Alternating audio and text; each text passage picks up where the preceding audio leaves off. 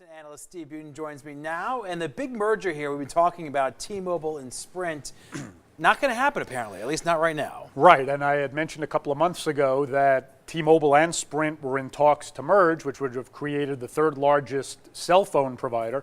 Apparently over the weekend they called it quits. From friend to foe, as I was saying, but you're saying not quite. The deal isn't dead. Right. Sometimes these types of deals, you know, they say in most major negotiations it's not official till somebody leaves the room at least once.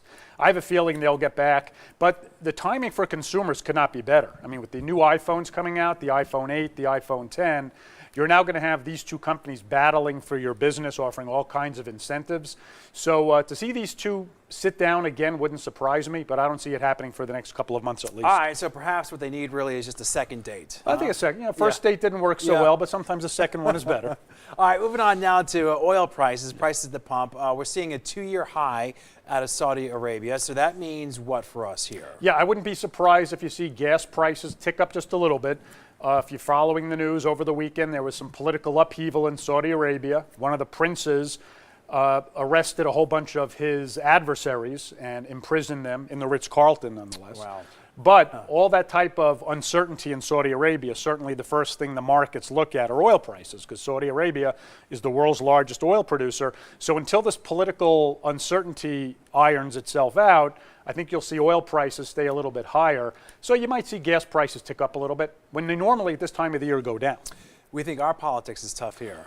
It's another world over there in more ways than one. All right, moving on now. Speaking of our politics, we're talking about tax reform. We're going to begin to see more details emerge this week. Who benefits, who doesn't, deductions, changes, what's going on here? Yeah, the House of Representatives is holding their first hearings on the tax proposal. And I remind all the viewers that everything you're seeing now are just that. They're proposals. Nothing's been signed into law yet.